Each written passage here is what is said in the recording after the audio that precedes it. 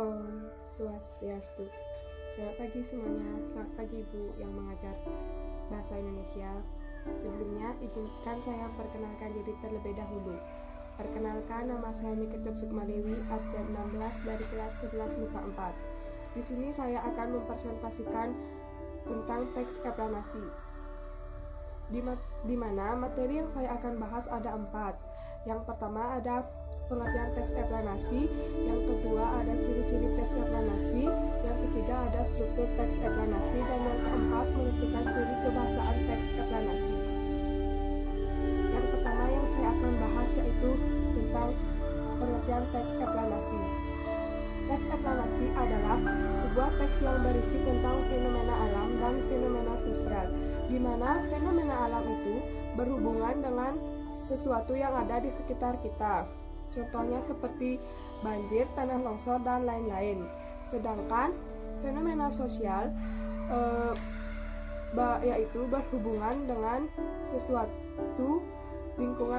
sesuatu yang ada di lingkungan sosial. Contohnya seperti kejahatan yang semakin merajalela. Yang kedua ada ciri-ciri teks eksplanasi. Ciri-ciri teks eksplanasi ada 5. Yang pertama, informasi yang dibuat berdasarkan fakta. Yang kedua, hal yang dibahas yaitu suatu fenomena yang bersifat keilmuan. Dan yang ketiga, sifatnya informatif. Dan yang keempat, menggunakan kata penanda. Yang kelima, fokus pada hal umum, bukan partisipan manusia. Yang ketiga ada struktur teks eksplanasi. Struktur teks eksplanasi ada 3. Yang pertama ada pernyataan umum, yang kedua ada urutan sebab akibat, yang ketiga ada interpretasi. Di mana pernyataan umum yaitu berisi tentang apa yang akan kita bahas. Yang kedua urutan sebab akibat berisi tentang proses terjadinya peristiwa, dan yang ketiga ada interpretasi.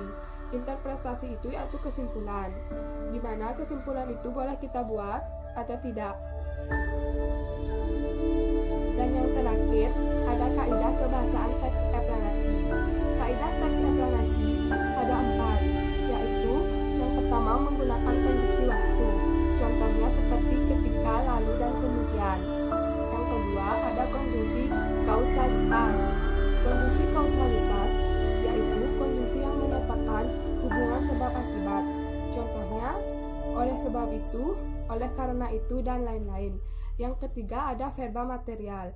Verba material yaitu verba yang mengindikasikan perbuatan fisik atau aktivitas yang dilakukan oleh kita. Verba itu memiliki pola, subjek, sama verba material, dan objek. Contohnya seperti ibu menulis surat. Sedangkan yang terakhir ada verba relasional. Verba relasional yaitu verba yang menghubungkan subjek dan pelengkap. Verba tersebut memiliki pola, subjek, sama verba relasional dan pelengkap. Contohnya seperti Sinka adalah anak perempuan Pak